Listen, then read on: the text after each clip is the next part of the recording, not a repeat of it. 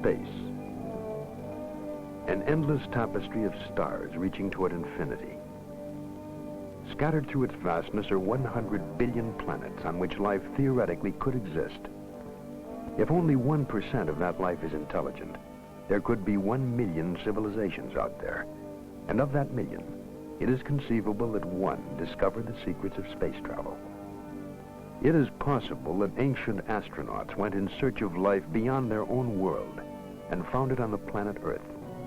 The existence of other intelligent beings in the universe intrigues the men of tomorrow's science, the exobiologists, students of life in outer space.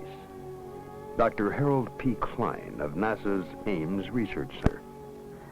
The knowledge that this kind of life that we know of in this planet is not the only one will have very profound influence, whether that other life is more advanced or less advanced than we are. The very knowledge that life can originate spontaneously will have, I believe, very profound effects on the thinking of man in terms of what he is and what his role is in the universe. Now, it has been suggested by other people that maybe life on Earth was brought here by a visitor from another planet. Dr. James Lawless. While this possibility is remote, it certainly can't be excluded on the basis of the results which we have found. If ancient astronauts did land here, what effect would they have had upon early Earthmen? Perhaps they were worshipped, feared, loved. Perhaps they brought gifts, a new world of knowledge, or simply the principle of the lever. If we accept the premise that beings from another civilization visited here ages ago, then some of the mysteries of our past take on a new and startling light.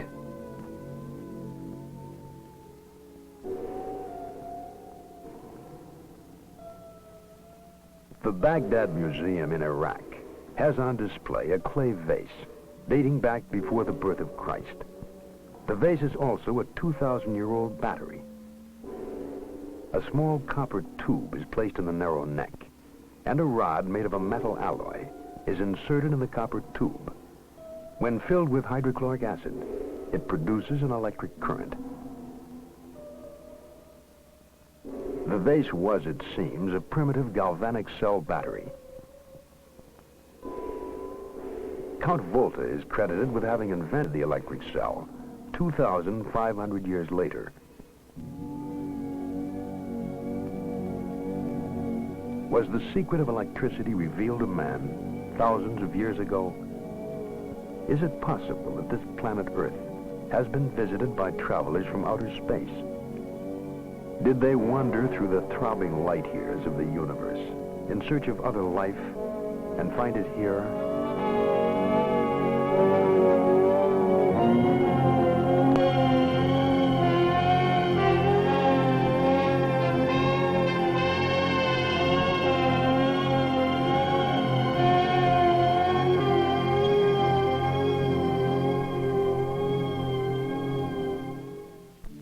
There are places on this planet where life exists almost unchanged since antiquity.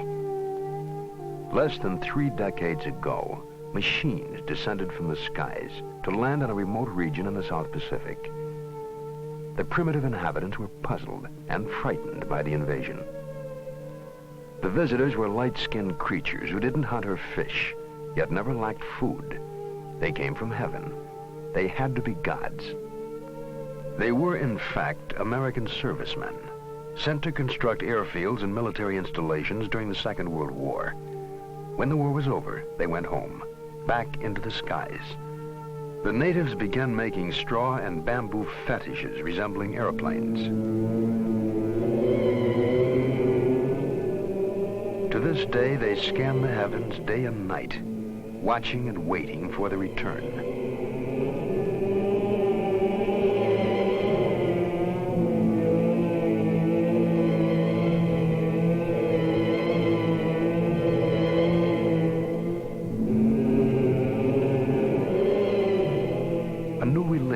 A new cult was born from the encounter between a primitive people and visitors from a highly developed, technically superior society.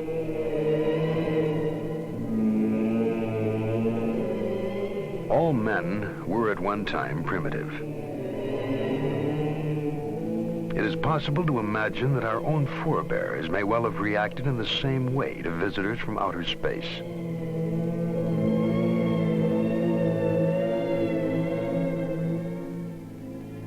The world is a storehouse, an archive of unexplained phenomena. Gigantic creations, in effigy of what?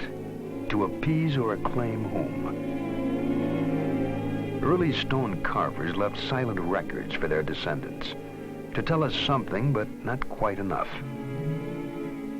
Statues modeled after strange beings, statements to the scope of their awesome powers.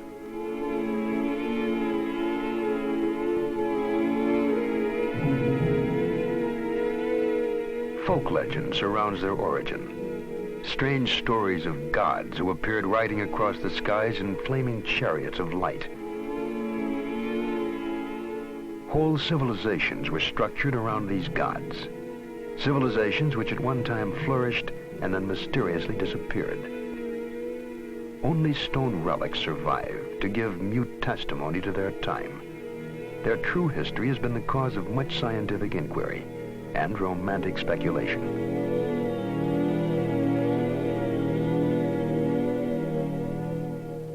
Erich von Däniken, a German professor possessed of the mind of a scientist and the imagination of a romantic, wrote a book called Chariots of the Gods. He stated that sometime in the distant past, man was visited by intelligent beings from outer space. What in olden times might have been heresy is today intriguing speculation. Von Däniken traveled to all corners of the world, gathering evidence in support of his theory. Or is it a theory? Judge for yourself. Istanbul, the city on the Golden Horn. Here stands the Palace of Topkapi. A curious set of maps are kept here, which were found in the Orient by the Turkish Admiral Reis. The oldest of these maps dates back to approximately the 1st century AD. They are most likely copies of still earlier maps. As astronauts high above Cairo, we would view the Earth in the configuration seen on the old maps. The outlines of the modern maps are the same as the pattern visible on the Reis charts. Another map in the collection shows a region which is still largely unexplored, the Antarctic. The existence of Antarctica as a continent was only established in the 19th century, and it wasn't even explored until 1911 by a Norwegian, Roald Amundsen. The map dates from 1532, a time when the techniques and basic equipment were unavailable to determine longitude. The question lingers. What was the source of information?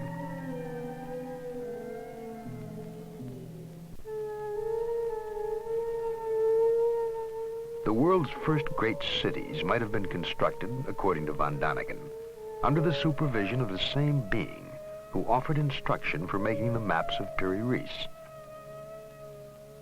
Teotihuacan lies on a broad, flat plain curtained by mountains in central Mexico. It was once the center of the highly advanced Aztec Empire. When the Spaniards arrived in the early 16th century, they found an established society of artisans and intellectuals. The name Teotihuacan means where the gods reside. And the city of the gods is dominated by the Pyramid of the Sun. It is 216 feet high and forms a small mountain weighing 2.5 million tons. The Aztecs worshipped the sun as the source of all life. They offered human sacrifices to the sun god atop stone pyramids marked with glyphics, vague symbols relating the history of an ancient people. Archaeology seeks answers to questions about man's past by digging through what he has left behind. Here they uncovered a chain of riddles which stretches across the expanse of modern Mexico. A mile to the south is the Temple of Quetzalcoatl. Legend tells us that he was a light-skinned, bearded man who who came from the stars. Supposedly, he taught men law, the arts, and the cultivation of corn. The head of a great feathered serpent represents the god Quetzalcoatl.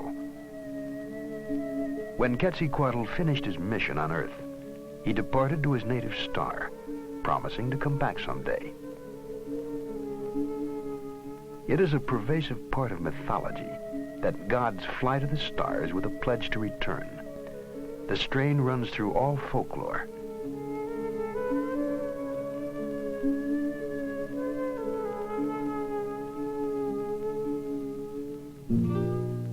The ruins of the deserted city of Tula rest about 20 miles from Pt.1. It was one of the cities supposedly linked in legend to a ladder hung in the sky. Monumental sculptures stand as silent watch over the remains, guardians of an eternal mystery.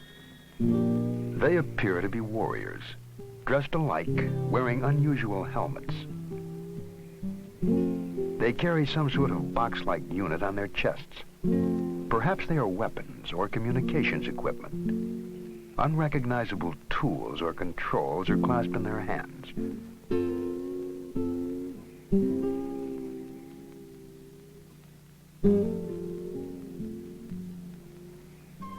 The nearby sacred well of Cenote forms a perfectly round crater in the rock. It is unlikely that it could have been formed naturally or by human excavation. It does, however, resemble a crater made by the exhaust gases of a very powerful rocket engine. To the east of Cenote is the ancient Mayan city of Chichen Itza. About 600 A.D., the entire Mayan population fled northward. There is no trace of war, plague, or famine to account for the move. Outstanding astronomers, Mayans calendared the year by constructing a central pyramid with 365 steps. They also developed a formula to predict eclipses without ever knowing about the revolution of the Earth, Moon, and Sun. There is no way of telling how they discovered these secrets, but von Daniken believes that some ancient astronaut may have told them of the solar system in which they lived. A stone relief portrays a god in a helmet with projections resembling antennae. The Mayans name their patron Kukulkan. In every 6,000 years, the Mayan calendar is off by only one day. Such was the gift of Kukulkan.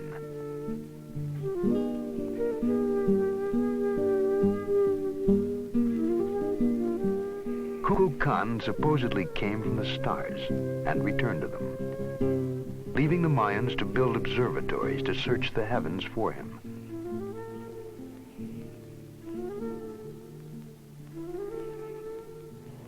Perhaps with our modern observatories and telescopes, we are still searching for Kukulkan and Quetzalcoatl, who deserted to ancient skies. Modern science examines the heavens in search of information. Data, according to Dr. Werner von Braun, that gives us perspective on our own brief existence in the firmament. I think it is important to remember that distant stars are not only far away from us in terms of miles, but life on other planets can also be very far away from us in terms of time. The Earth is believed to be approximately 5 billion years old, and if you condense mentally these 5 billion years into 1 year, then the presence of men on this Earth would be about 1 minute out of that 1 year, and the period since man understood radio and was capable of effectively communicating with heavenly bodies outside of the Earth would only be approximately 1 second out of that year. So if you want to communicate with another heavenly body and intelligent life thereon, you have to reach that other heavenly body also at a time when these people have invented the radio and know how to operate it and have their receivers going, so to speak. But we had no receivers going, even a mere 50 years ago. We were too busy with the steam engine and the biplane. Dr. Harold Klein. It is highly possible that advanced civilizations have in the past, or may in the present, try or have tried to contact us, to survey us, to watch us. We cannot rule that out. We have no indications of that. It may be equally possible that a really intelligent society has watched us for some time, has looked us over and decided, based on our activities, that this planet is beneath their dignity, so to speak, and is simply not worth bothering with. Quite possibly we were too backward to bother with, but we have come a long way in a short time, and we are prepared to reach out into the universe. Writer and sociologist Erich suggests a reason for our return to space. He wrote, "I always felt that man is a stranger on this planet, a total stranger. I always played with the fancy, maybe a contagion from outer space is the seed of man. Hence our prior occupation with heaven, with the sky, with the stars, the gods, somewhere out there in outer space. It is a kind of homing impulse. We are drawn to where we came from."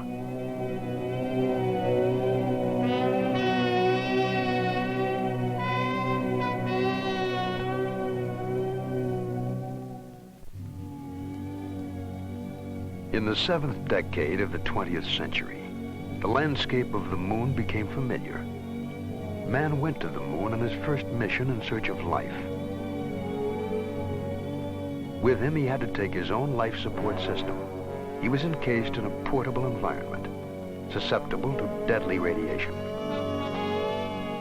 If space travelers from another planet were to visit Earth, they too might find the environment hostile, if not deadly. They too would have to travel as self-contained units. But whatever their basic forms, in appearance they may have resembled modern astronauts.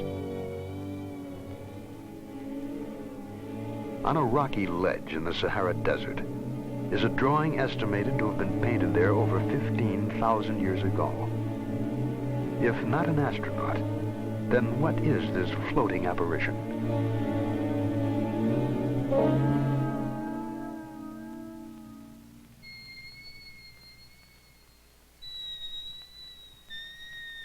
Henri Loti, the early French archaeologist, discovered the image of a 19-foot giant and called him the great god Mars.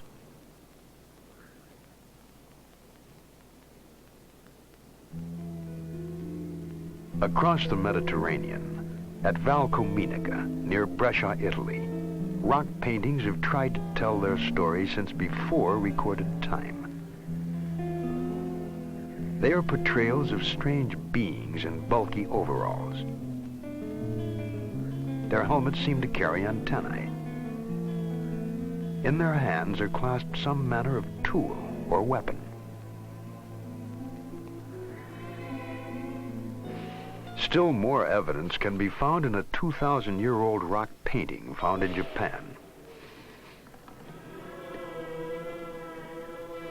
In the rough, rocky countryside of northwest Australia, there are scores of rock paintings which date back far in time. Drawings which are probably some of the earliest messages from prehistoric man. Sketches represent the activities of one Gina, a legendary goddess of the Milky Way. She too came from heaven to instruct the children of Earth. Von Daniken believes there were models, possibly even one model for all the deities found recorded in rock.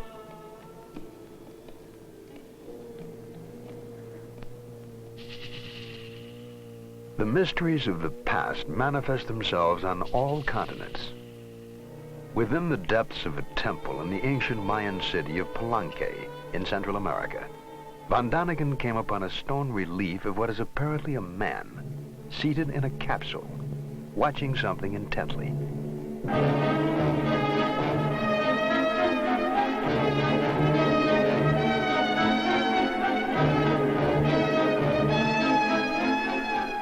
His hand seemed to be operating some undefinable controls.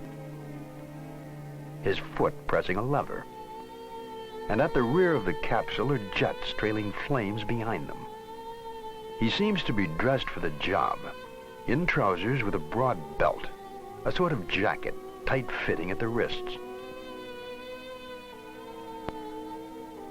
The chair is well upholstered to absorb the shock of acceleration.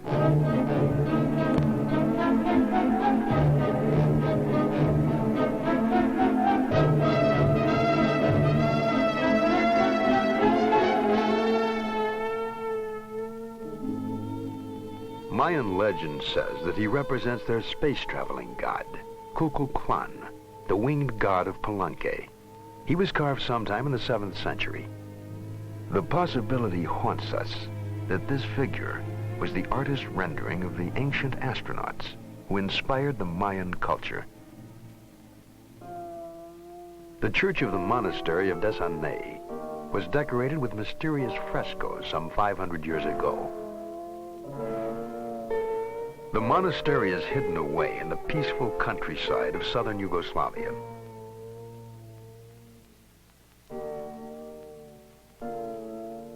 High above the chapel, almost out of sight, the fresco silently challenges our minds with its startling story. It depicts what may have been the first air battle to be witnessed by man, almost 500 years before the known discovery of flight.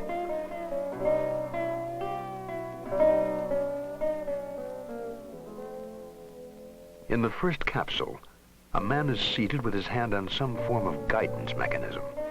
He appears to be racing across the sky in an attempt to escape from a pursuing ship. We can easily imagine jets at the rear of these aerodynamic forms. On the earth below them, people cower in fear as this air battle wages in the skies. If not an astronaut, then what reality might have inspired the frescoes of Desanay?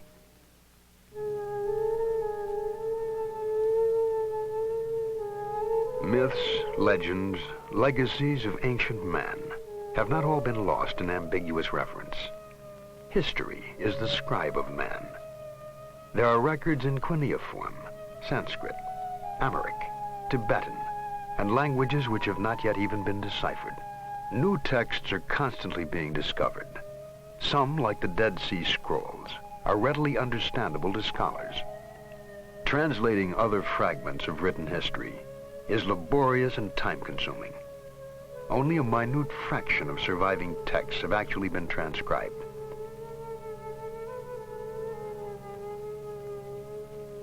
Accounts of godlike visitors abound. For example, in the books of the Tibetan Kanchur. The Kanchur consists of over 1,000 volumes containing the holy texts of Lamaism. Their secret code is the most complex ever devised. To date, only 1/100th of the Kanchur has been deciphered. The resulting translations are full of references to gods appearing in the sky, of the luminous pearls and transparent spheres in which they lived. Once the books have been further deciphered, they may well yield much more information about mysterious space visitors.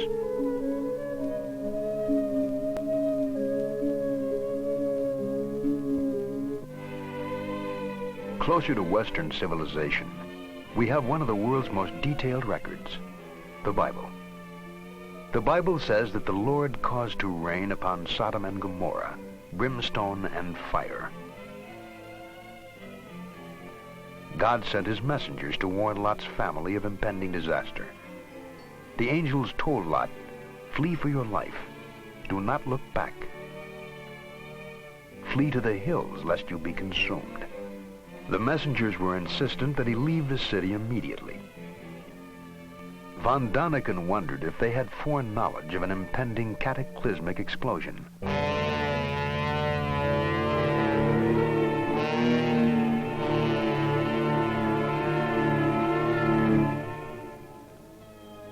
It appears certain that Sodom and Gomorrah were leveled, laid waste at a single stroke.